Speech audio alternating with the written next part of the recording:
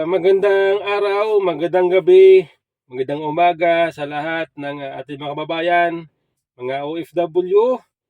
Magandang gabi, magandang umaga, magandang tanghali po sa inyo lahat. Sana kayo ay ligtas. Sana kayo ay patnubayan ng Panginoon Diyos sa lahat ng oras. Ano man ang inyong ginagawa. Okay? Sana kayo ay gabayan ng ating Panginoon Diyos. Okay? Alam po ninyo ay napapansin ko mga kababayan, may mga Pilipino po tayong sinasabi sa Vice President na dapat daw ang Vice President nandito lang sa Pilipinas, nagtatrabaho. Sabi pa nga ng iba, magtrabaho ka. Sayang ang pinapasildo namin sa'yo. Mga ganon. Kasi kamakailan, di ba, nito mga nagdaang buwan, si Vice President Inday Sara ay lumalabas ng bansa, pupunta ng abroad para i-meet, makipag-dialogo sa mga OFW. Okay? Noong mga nakaraan ay siya po ay pumunta sa Europe. Itong latest, siya po ay pumunta ng Australia at doon po sa Australia, siya po ay nagkipag-dialogo sa mga OFW doon. Okay? Napapanood natin yan, nakita natin yan, ano? Ngayon, ito mga kritiko, kaya siya po ay hinahanapan ng trabaho. Sabi nga, ulitin ko, sabi dito ka lang dapat sa Pilipinas, magtrabaho ka. Sayang ang pasyudo namin sa'yo. Okay? O ito namang Malacanang, ang tagapagsalita ng Malacanang sabi, dapat daw mag-report ang Vice President sa taong bayan. Okay? Dapat daw mag-report. Dahil lang pera na ginagamit sa kanyang pagbibiyahe ay pera ng bayan. Kaya nga si BP Sara po ay sumagot. Sumagot, sabi ni BP Sara, hindi lahat ng oras na kanyang biyahe ay gamit niya ang pera ng bansa. Kapag personal niya ang biyahe, ang ginagamit niya, sarili niyang pera. Hindi niya kailangan i-report yun. Yan sabi ni BP Sara. Nagulat ako, sabi ko, ito palang si Claire Castro parang kung mag-utos sa Vice President, parang feeling niya,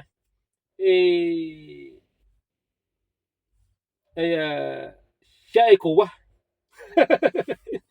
Kasi kuwa lang ang pwede magsabi niyan. Taong bayan,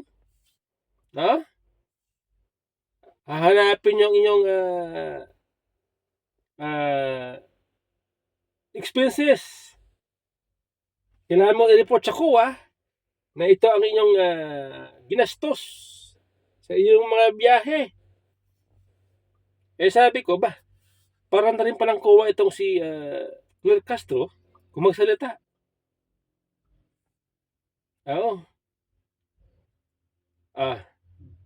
Hindi niya alam na siya po ay pinapasweldo rin ng taong bayan.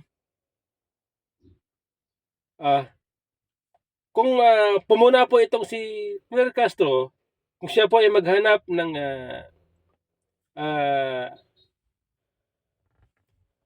accomplishment ng Vice President, para din pala siyang taong bayan.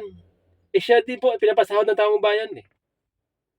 Diba? Kaya nga nitong huli, tila ba ang Vice President ay medyo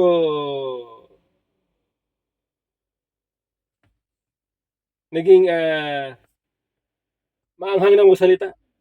To the point na nasabihan ng Vice President ang mga taga-Malacanang na BOBO. Kulang ang brain cells. Ah, sabi nga ni Vice President, tinatanong niya, ano ba ang BOBO sa Bisaya? Sa amin sa Ilonggo po, ang BOBO, ang bobo, ay mango. Sa amin sa Ilonggo, mango.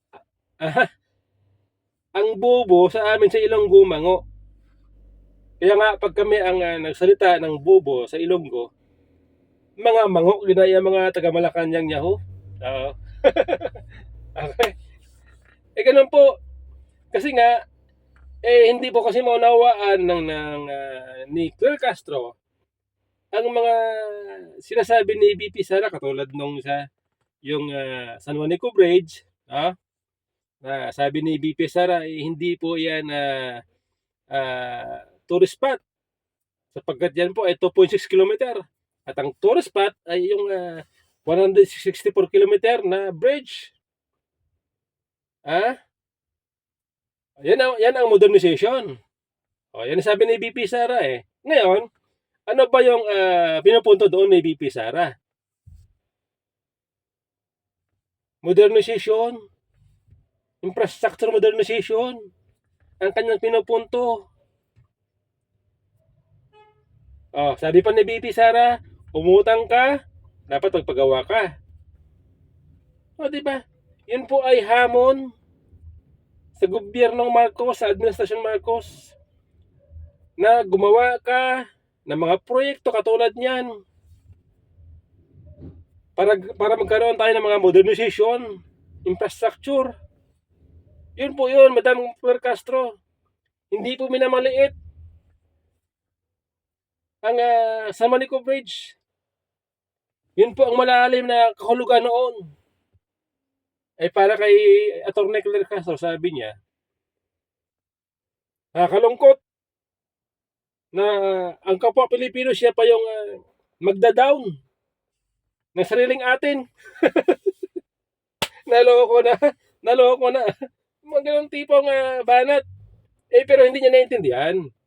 Hindi niya naintindihan ang konteksto, ang insight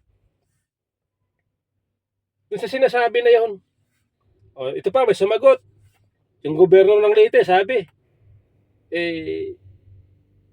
pumunta ka sa China.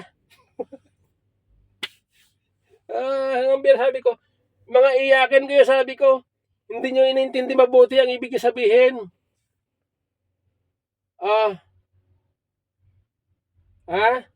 Parang ganito yan. Halimbawa, may tatay ka, may nanay ka, o kung may asawa ka, sasabihin sa'yo, oy, magtrabaho ka. Huwag kang tutulog-tulog. Huwag kang tatamad-tamad. Ikaw naman, kung mababa ang iyong comprehension, masasaktan ka. Sasabihin nun, masakit mo salita. Grabe ka, masakit mo salita. Ina-underestimate mo ako. Pero ang totoo nun, ginigising ka niya. Kumilos ka. Para sa kinabukasan mo. Kinabukasan ng pamilya mo. Yun po ibig sabihin nun. Hindi po yun pagmamaliit sa sariling atin. Yun po yun, mga kababayan. Ito pa napapansin ko, itong mga ibang kababayan natin, mga Pilipino, sabi nila, panay daw ang biyahe ni Sara. Sabi nila, dito ka, dapat magtrabaho ka. Sayang ang sweldo mo. Sayang ang pinapasweldo namin sa'yo. Tika muna. Okay? Napaisip ako, sabi ko. Hinahanapan nila ang Vice President ng trabaho, accomplishment. Tandaan natin na itong mga elected officer, meron po silang katulad ng Vice President, Presidente. Sila po ay inelect. At na sila inelect, naging Vice President, Presidente, sila po ay mayroong mandato. Kung ano ang binigay sa kanila ng batas na mandato, doon lang dapat sila. Dahil pag ginawa nila yung bagay na wala sa labas sa kanilang mandato, pwede silang managot doon.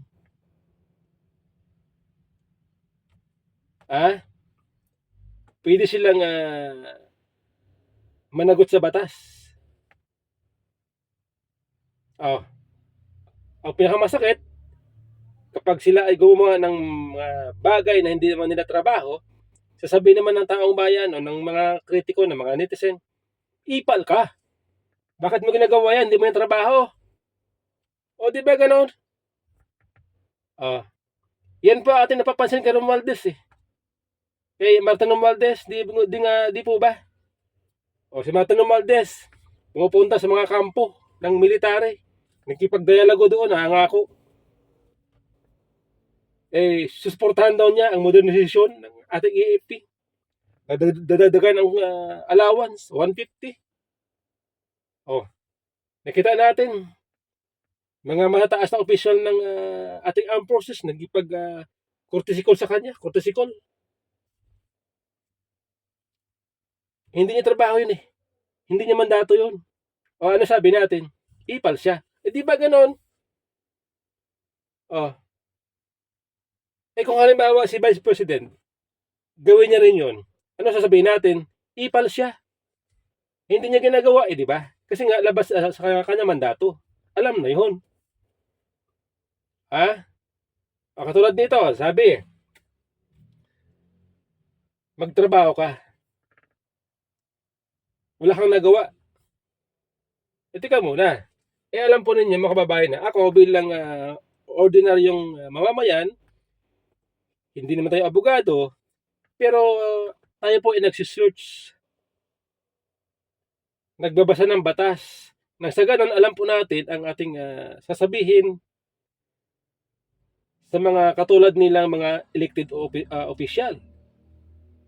Alam po natin ang ating ipupuna sa kanila.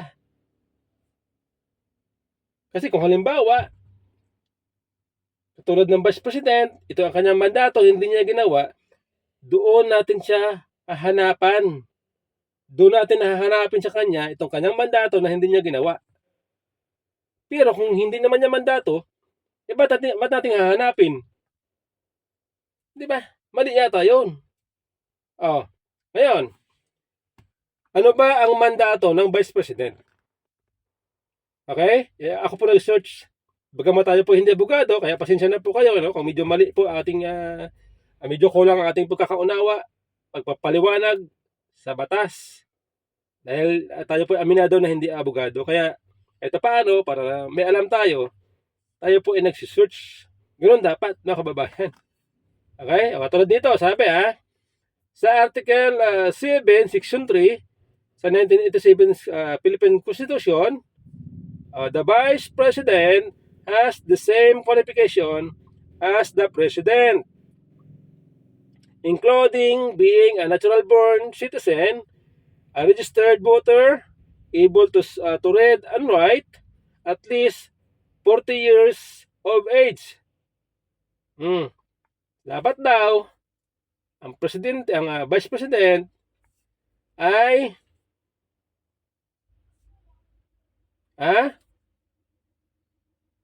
natural-born citizen, registered voter,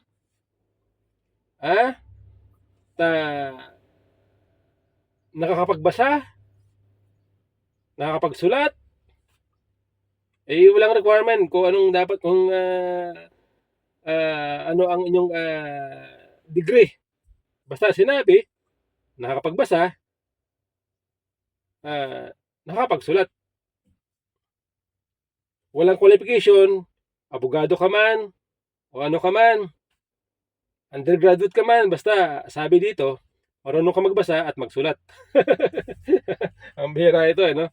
Ganun po kababaw ang qualification ng batas sa isang Vice President at Presidente.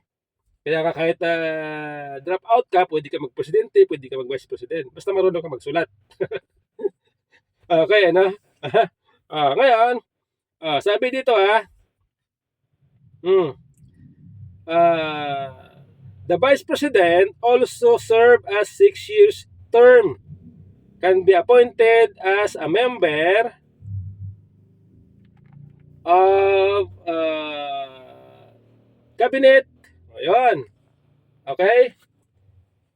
Ang Vice President, no, ay pwedeng i-appoint ng presidente bilang kabahagi ng kanyang gabinete. Katulad ng ginawa ni dating Pangulong Duterte, na inappoint niya si Lini.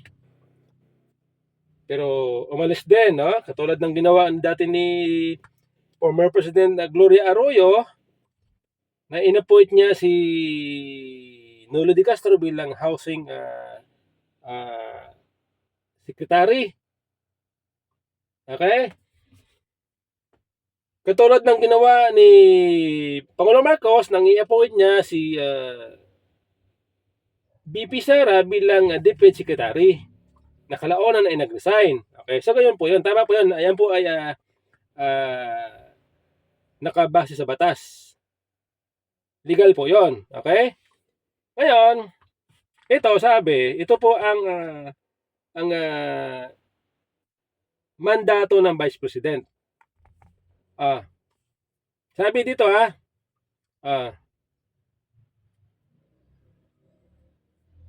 in case of the President death, permanent disability, removal, or resignation,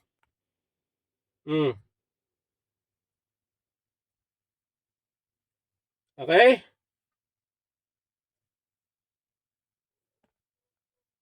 Ang papalit sa presidente ang Vice President. Okay? O ito paliwanag ko po ang kanyang succession. Base po sa batas, sabi dito in the event of the President death, permanent disability, removal, or resignation, the Vice President becomes the President for the unexpired term. Yun po ang mandato ng Vice President, mga kababayan.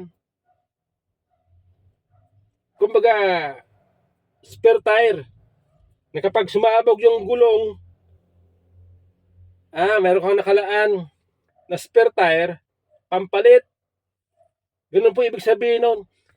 Katulad yan, na kapag po may nangyari sa presidente, katulad ng nakalagay dyan, namatay, na-disable, nag-resign, natanggal sa pamamagitan ng impeachment, ang papalit ang Vice President.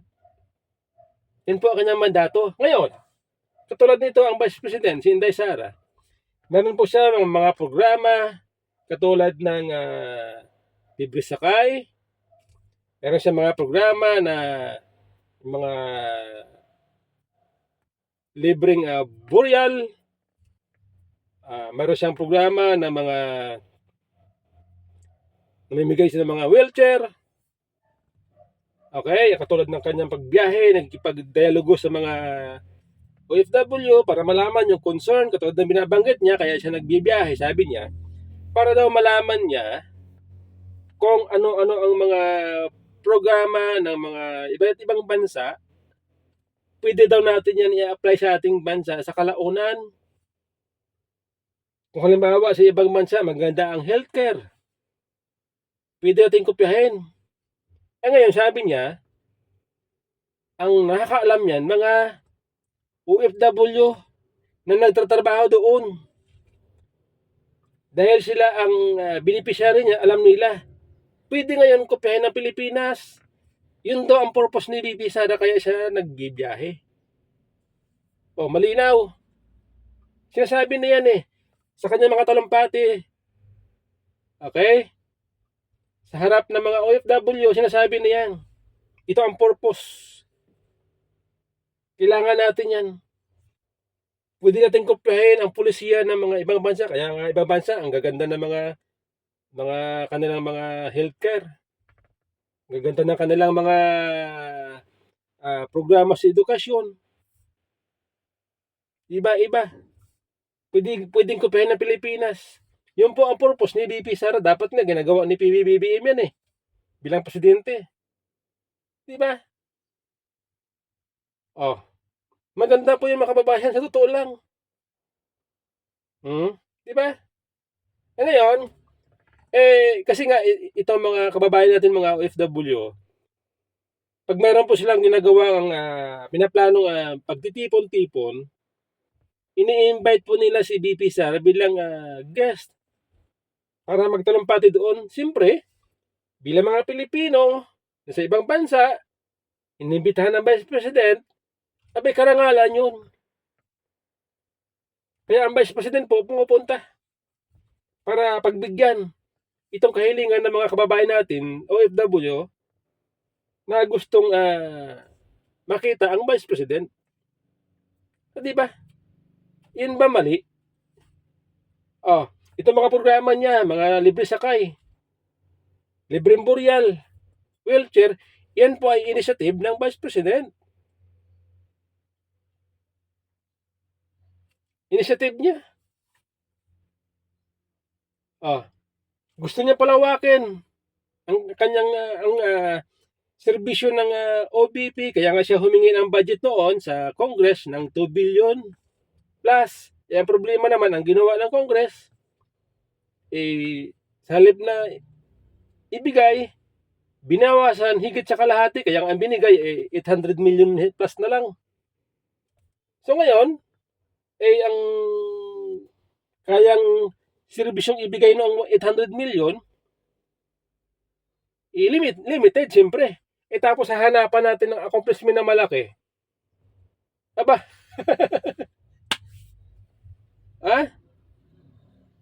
hahanapan mo ng accomplishment na malaki ang Vice President na ang binigay sa kanya na budget, kakaparanggot, ano yun? Mali, di ba? Ako nga, duda nga ako dun sa ginawa ng Congress Bakit kaninyo? Naisip ko, kaya siguro ginawang 800 million na lang ang budget ng OBP dahil gusto nilang pilayin para walang magawang accomplishment ang Vice President. At pag walang nagawang accomplishment, titirahin ngayon, wala kang nagawa. Palpak ka. Sayang ang sweldo mo.